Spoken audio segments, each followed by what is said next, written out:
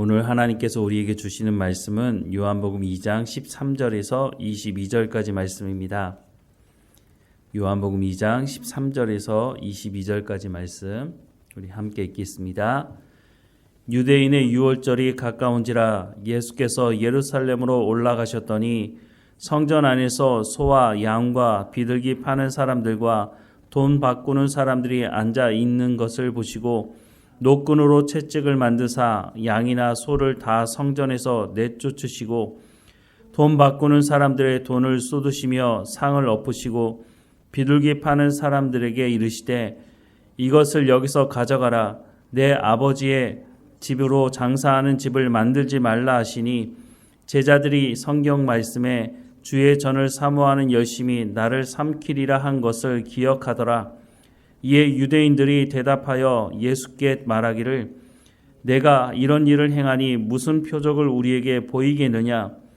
예수께서 대답하여 이르시되 너희가 이 성전을 헐라 내가 사흘 동안에 일으키리라. 유대인들이 이르되 이 성전은 46년 동안의 지었건을 내가 3일 동안에 일으키겠느냐 하더라. 그러나 예수는 성전된 자기 육체를 가리켜 말씀하신 것이라. 죽은 자 가운데서 살아나신 후에야 제자들이 이 말씀하신 것을 기억하고 성경과 예수께서 하신 말씀을 믿었더라. 아멘. 오늘 본문 말씀은 예수님께서 성전을 깨끗하게 한 성전 청결 사건이었습니다. 복음서에 보면 이 내용의 말씀들을 다 기록하고 있는데요.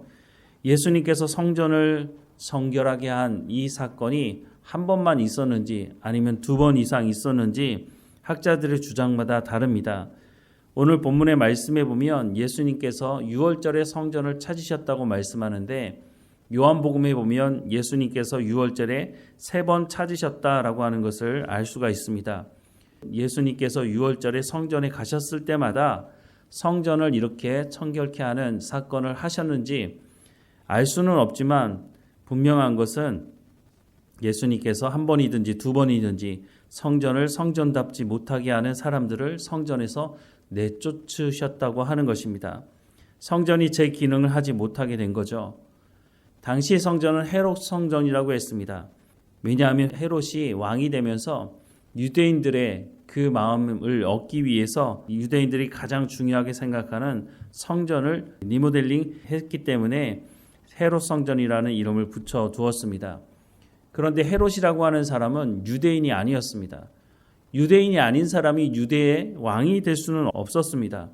그런데 유대인이 아닌 사람이 어떻게 왕이 되었느냐? 역사적으로 보면 유대인들이 에돔 사람들을 강제적으로 할례했다고 합니다. 그래서 유대인이 아니었던 이 에돔 사람이 유대의 왕이 될 수 있는 계기가 된 것이죠. 그런데 이 헤롯이라고 하는 사람이 로마에 가서 로비를 잘해서 자신이 이스라엘의 왕이 될 수 있도록 했다는 것입니다. 어찌 되었든지 이 사람이 왕이 된 이후에 유대인들의 마음을 얻기 위해서 성전을 수리하는데 무려 46년 동안 이 성전을 수리하고 있었다고 하는 것입니다. 이 성전을 다시 지은 것이 아니고요. 이 성전은 바벨론 포로 이후에 지어졌던 그 성전이었는데 오랜 시간 지나면서 수리를 해야 했는데 헤롯이 이것을 했다는 것이죠. 유대인들에게 있어서 성전은 정말 중요한 것이었습니다. 성전을 중심으로 이 사람들은 신앙생활을 했었습니다. 그런데 말로만 성전이 중요하다고 말했지 정말로 이 사람들이 성전을 중심으로 하나님의 말씀을 듣고 순종했느냐? 그렇지는 않았다는 겁니다. 솔로몬이 성전을 짓고 난 이후에도 이 사람들은 성전을 성전다운 역할을 할 수 있도록 하지 않았다고 하는 것입니다. 성전을 찾을 때마다 풍요와 성공과 출세를 기원하고 하나님을 만나고자 하는 것은 뒷전에 있었다는 겁니다. 이 사람들이 우상을 섬기는 삶을 살면서도 성전을 찾아서 하나님께 제사를 드렸죠. 그래서 예레미야 선지자를 통해서 하나님께서 그 성전이 무너질 것이라고 말씀을 전하시자 이 사람들이 예레미야를 죽이려고 했죠. 왜냐하면 성전은 지금까지 한 번도 무너진 적이 없는데 어떻게 감히 성전이 무너질 것이라고 말을 하느냐는 거죠. 그런데 결국 어떻게 됐습니까? 성전이 제 역할을 하지 못하자 하나님께서 그곳에 임재할 수가 없고 그곳에서 제사를 드리지만 그 제사를 하나님께서 받지 않으시니 그 성전이 무너지게 될 수밖에 없었다는 것입니다. 바벨론 포로로 붙잡혀가면서 결국은 성전이 무너지게 된 것을 이 사람들이 직접 목격하게 됐습니다. 70년 포로 생활을 마치고 돌아왔을 때 다시 성전을 짓게 됩니다. 그것을 수룹바벨 성전이라고 하죠. 수룹바벨을 중심으로 성전을 지었기 때문에 그렇게 이름을 붙입니다. 성전을 다시 짓게 되었을 때만 하더라도 우리가 새로운 마음을 가지고 신앙생활 잘 해보자 하는 마음이었을 것입니다. 그런데 성전을 짓고 얼마 되지도 않아서 이 사람들은 여전히 예전과 같은 삶으로 돌아가고 말았습니다. 그래서 말라기 선지자를 통해서 말씀하시는 것을 보면 성전에서 성전을 섬겨야 되는 레위 사람들, 제사장들이 성전에 보이지 않은 것입니다. 왜냐하면 백성들이 11조를 드리지 않으니까 레위 사람들도 제사장들도 먹고 살아야 되지 않겠습니까? 그러니 성전을 떠날 수밖에 없었습니다. 그래서 하나님께서 말라기 선지자를 통해서 너희가 어찌 하나님의 것을 도둑질하느냐 하면서 11조를 드려보라고, 그래서 성경에 기록이 되어 있는 것이지 11조를 드리면 하나님께서 복을 주시겠다 하는 그런 의미로 말씀하신 것은 아니었다고 하는 것을 성경은 말씀하고 있습니다. 이렇게 시간이 흘러서 예수님 시대가 되었지만 여전히 성전은 제 역할을 하지 못하고 있었다는 것을 말씀하고 있습니다. 14절부터 16절 말씀해 보면 성전 안에서 소와 양과 비둘기 파는 사람들과 돈 바꾸는 사람들이 앉아 있는 것을 보시고 노끈으로 채찍을 만드사 양이나 소를 다 성전에서 내쫓으시고 돈 바꾸는 사람들의 돈을 쏟으시며 상을 엎으시고 비둘기 파는 사람들에게 이르시되 이것을 여기서 가져가라.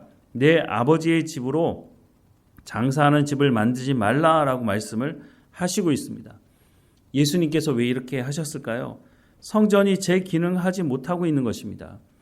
성전에서 제사를 드려야 되니까 양 파는 사람, 소 파는 사람이 있어야 되는 것 너무 당연한지도 모르겠습니다. 또 성전에서만 사용하는 돈이 있으니 로마에서 사용하는 돈을 가지고 있는 사람은 환전을 해야 하겠죠. 너무 당연한 것이지만 이것이 그냥 예수님께서 말씀하시는 것은 이 사람들이 성전을 장사하는 곳으로 만들었다고 말하고 있습니다.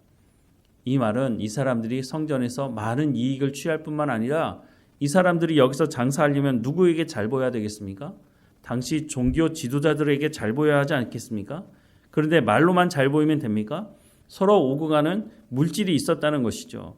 성전을 중심으로, 성전이라고 하는 건물을 중심으로 각각 자신들의 탐욕을 채우는 그런 장소로 사용하고 있었다고 하는 것입니다. 성전에 예배하러 오는 사람들조차도 성전에 와서 하나님을 만나고 하나님을 예배하려고 하는 것이 아니라 자신들의 출세나 풍요를 위해서 성전을 찾았다고 하는 것입니다. 그러니 성전이 제대로 된 역할을 하지 못하니까 어떻게 하신다고요? 성전을 헐라고 예수님 말씀하십니다. 그러면서 예수님 뭐라고 말씀하십니까? 자기가 부활하여서 예수 그리스도를 믿는 사람들, 성령의 체험을 한 사람들, 그 사람들 안에 임하는 성전, 성령이 임하는 그 성전을 예수님께서 세우실 것을 말씀하고 있는 것입니다. 오직 하나님의 말씀을 듣기를 사모하며 하나님 말씀 듣기를 소망하고 하나님 말씀을 듣고 순종하는 사람들을 통해서 예배하는 시대가 열릴 것이다 라고 하는 것을 예수님께서 성전을 헐라고 하시면서 말씀하고 있다고 하는 것입니다. 사랑하는 여러분, 예수님께서 이 땅에 오신 목적이 바로 이거 아닙니까? 예수님께서 십자가에 못 박혀 죽으심으로 말미암아 하나님과 사람 사이에 깨어진 관계, 그 죄의 문제를 해결하시고 우리가 하나님 앞에 예배하는 자로 부름받게 하셔서 우리가 예루살렘을 찾지 않아도, 예루살렘에 가지 않아도 이 땅에서 예수님을 영접한 우리가 하나님을 예배할 수 있도록 하신 것 아니겠습니까? 우리가 왜 교회로 모입니까? 우리가 부름을 받았기 때문에 하나님 말씀 듣기를 사모함으로 교회 가운데 모이는 것이고, 우리가 하나님의 말씀을 듣고 삶의 현장으로 흩어져서는 하나님 앞에 삶의 현장에서 말씀에 순종함으로 예배하는 삶을 살아갈 수 있게 되는 것입니다. 장소가 중요한 것이 아니라고 말씀합니다. 하지만 여전히 우리 마음 가운데는 더 좋은 장소가 있으면 좋을 것이라고 생각을 하죠. 물론 편리하긴 하겠지만 수많은 돈을 쏟아부어서 만들어 놓은 건물이라 할지라도 그곳에서 하나님을 예배하는 사람이 없다면, 그곳에서 하나님의 말씀이 선포되지 않고 또 그 안에 모인 사람들이 하나님 말씀 듣기를 사모하지 않는다면 그 건물이 몇백억짜리 건물이라 할지라도 그게 무슨 소용이 있습니까?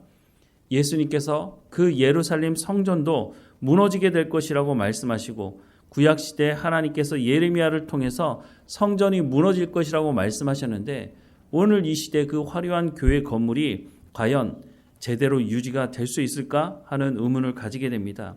하나님은 그 안에서 하나님께서 찾으시는 예배자가 있느냐 있지 않느냐라고 묻고 있는 것입니다. 성전이 교회가 제대로 된 역할을 하지 못하게 되면 그냥 건물에 지나지 않은 것입니다. 그리고 그 건물은 언젠가는 무너지게 될 것이라고 말씀하고 있지만 정말 그 안에서 하나님을 예배하는 사람들이 있다면 하나님께서 그 예배하는 곳을 하나님께서 지키시고 인도하실 것입니다. 오늘 우리는 하나님을 예배하러 모이고 있습니까? 오늘 우리는 하나님의 말씀 듣기를 사모함으로 모이고 있습니까? 그렇다면 하나님께서 이곳에 임재하시고 이곳이 바로 하나님의 마음을 기쁘시게 하는 교회가 될 것입니다. 하나님을 예배하는 사람으로 우리가 부름받았으니 이 말씀에 순종함으로 우리가 모여서 하나님의 마음을 기쁘게 하는 예배 공동체로 살아가는 우리의 삶이 되기를 주님의 이름으로 축원합니다. 기도하겠습니다. 사랑하는 하나님, 그 화려한 성전에 하나님을 예배하는 사람이 없을 때에 그 성전을 헐라고 말씀하시는 예수님의 말씀을 듣게 됩니다. 우리가 교회로 모여서 하나님을 예배한다고 말하는데 정말로 우리의 마음 가운데 하나님의 말씀 듣기를 사모함으로 예배 가운데 나오고 있는지 우리의 삶을 돌아보게 하시고 하나님 우리가 이곳에서 예배할 때에 하나님 말씀 듣기를 사모함으로 모이게 하시고 하나님의 말씀이 선포되는 이 장소가 되게 하시며 또한 하나님의 말씀을 들었다면 우리의 삶의 현장으로 돌아가서 가정에서 일터에서 우리가 살아가는 어느 곳에서든지 간에 그곳에서 하나님의 말씀을 이루어가는 예배자로서의 삶을 살아갈 수 있도록 하나님 은혜를 허락해 주옵소서. 우리가 모일 때마다 하나님의 은혜가 부어지는 장소가 되게 하시고 하나님의 임재로 말미암아 우리가 위로받으며 회복되며 하나님의 말씀을 통해서 하나님을 더 깊이 알아가는 이 예배의 장소가 될 수 있도록 하나님이 인도해 주옵소서. 성도들 한 사람 한 사람마다 지켜주시고 그 마음 가운데 성령의 충만함으로 하나님의 말씀 듣기를 사모할 뿐만 아니라 그 말씀을 들었을 때 깨달아 알게 하시며 성령의 열매를 맺어가는 삶의 현장이 될 수 있도록 하나님 다시 한번 은혜를 우리 가운데 부어 주옵소서. 이 시대에 하나님께서 찾으시는 예배자가 바로 우리라고 고백하며 하나님의 마음을 기쁘시게 하는 교회 공동체가 되어지도록 하나님 은혜를 허락해 주옵소서. 하나님 날마다 우리의 삶을 주관하시고 인도하시는 것 감사하고 예수님의 이름으로 기도드립니다. 아멘.